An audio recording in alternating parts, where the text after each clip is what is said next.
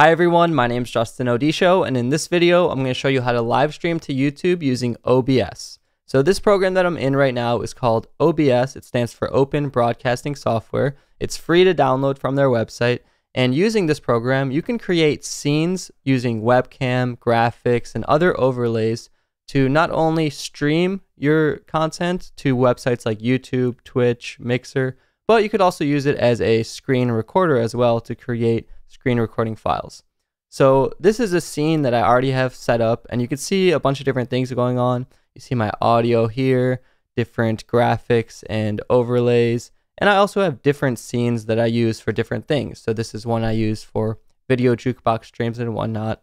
So let's create a new scene from scratch, and I'm going to show you how to use this software. So by hitting this plus button, we can create a brand new scene. I'll call this tutorial.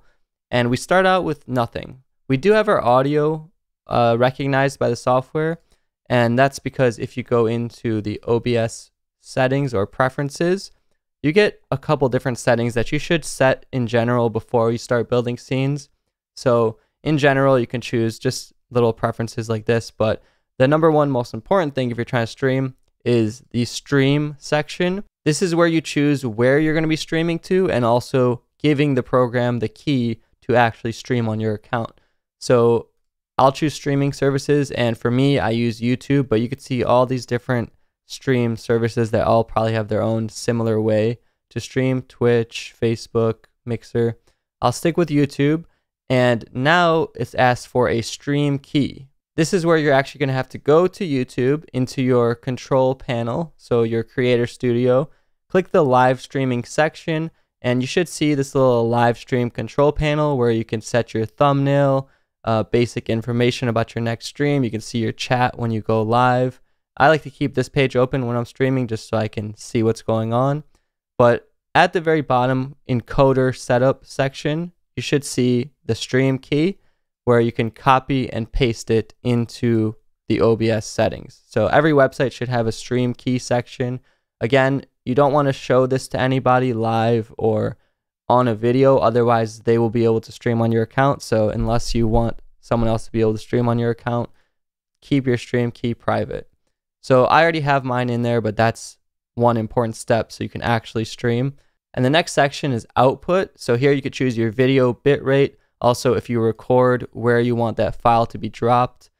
These are just up to you really, but the bitrate for YouTube, around 2,000 to 3,000 is a good starting point. The higher bit rate, the more you're able to push a quality stream out, but it is more taxing on your system. So if you're lagging a little bit, you could try lowering the bit rate. I'm sure the best bit rate could get a lot more technical based on your webcam and settings and specs, but I don't really get too complicated with it. This works for me.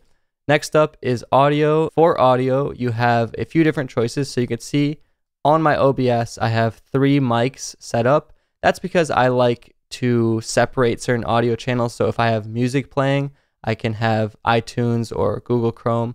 Now, the way that I'm able to get all these separate audio devices is I use a program called Loopback. This is not a free program, and I also don't think that everyone needs to get this program, but I did purchase it because for my specific settings, I needed some way to separate Google Chrome and other things, or desktop audio and my microphone. But for a basic starting stream, I could just leave everything disabled except for one mic, my main audio mic. I'm using an XLR mic as you've seen, so I have it plugged into a Scarlett USB interface, and that's what it comes up as. You could also see my webcam here, Logitech. I can just pull the audio off that. You can also use your computer microphone. So whatever you have available, you could pick one, and that'll be your microphone. And then you have settings for video, 1920 by 1080, pretty simple. And then hotkeys, if you want, while you're streaming, you can set up shortcuts to switch or stop things. So I don't have any set up. I actually have a separate stream deck that I use. And then advanced, I really don't go into this section much. So basically, as long as you have your stream key in there, you have your audio device set up so it picks up your mic and how you want it. Then you can get ready to start streaming. And we've created this new scene, which pops up on the left here. And now we can hit plus in the sources menu to start adding sources of either video or graphics.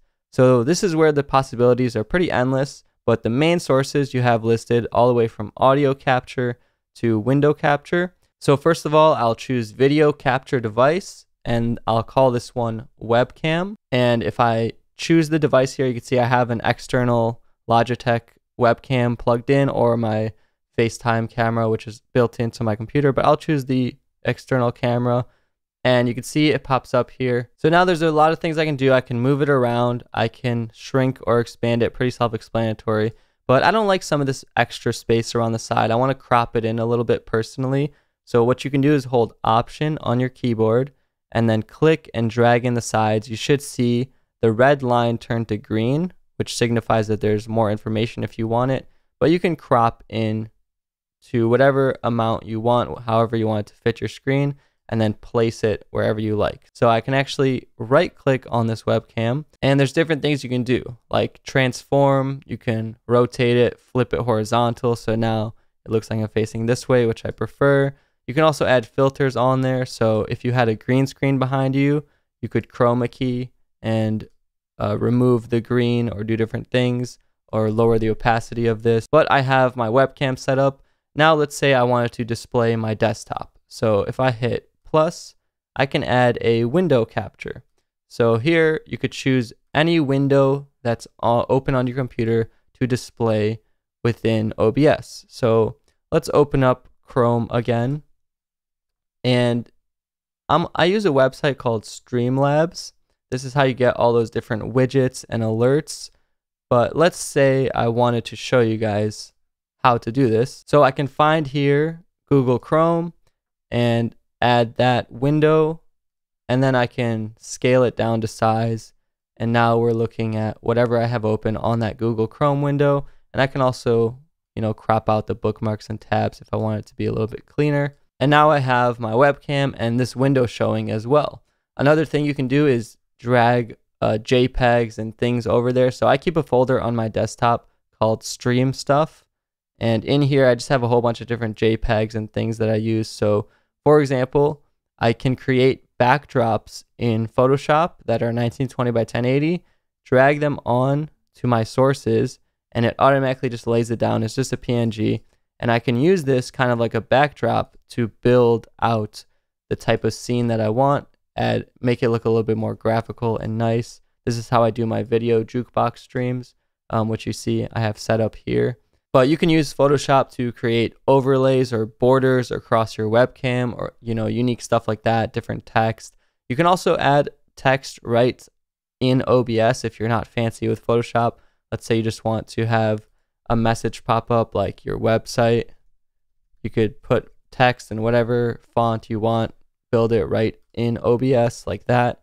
And there's tons of different things that you can go into depending on what you want to do. Display capture is another one that's very useful. Aside from just window capture, display capture captures your entire display, and you can also crop it so that it crops just to one window. But in this method, for example, you can actually get your mouse to appear. So if you really want your mouse to be appearing in there, then you can use display capture. But I'm going to hide that as well. At this point, we could start building our basic scene, adding all different things. So let me show you guys a finished scene that I use. Here's one that I use called Video Jukebox. And like I said, I use this website called Streamlabs, which allows you to do all those cool little widgets and stuff that pop up. So if somebody subscribes to the channel, it pops up with a cool widget. And I have that set under alerts here. This is just a browser source item. So you add a new browser source, and you just paste this website Streamlabs gives you a URL. You just paste the URL here, and you get your different alerts, and they have all different kind of widgets. So this is how you get those cool tickers and chat boxes and things like that. So this is definitely a website that would require a separate tutorial to go over all this stuff. But if you sign up for it, this is what a ton of streamers use. Websites like this or others to take donations, get alerts for subscribers, and just cool little widgets that pop up on screen to make the stream more interactive, a little bit more fun. And they have their own desktop app. So for example, when I'm doing my jukebox streams, I make it so that it does text to speech, and it also allows users to submit videos, or media sharing it's called, so I can watch videos on there. But you could see you could build all different kinds of scenes, different JPEGs and images. So once you have your scene built and you want to begin, then you just head over to the controls section, you hit start streaming, and it will start broadcasting live. I like to keep my dashboard open when I do that and just set it up so I can see the chat and everything. And this button will likely turn green if you set everything up properly, and it'll say you're live and you will be streaming live to whatever program you have. So make sure you don't click this button on accident. And then once you're ready to stop, you hit stop streaming and it ends your stream. So that's a basic overview on how to create scenes, set up your stream key, and start streaming to websites like YouTube or Twitch. If you guys enjoyed this video, definitely leave a like on it below. Subscribe to my channel to catch some of my future streams and videos. And I will likely go into more detail, perhaps in this live streaming tutorial playlist, on specifically how to do cool alerts or text to speech, or just different things that I just only brushed on in this. So let me know what you'd want to see in the comments. Make sure you follow me on Instagram and Twitter. That's the best place to DM me and reach out as well. And I'll see you in the next video.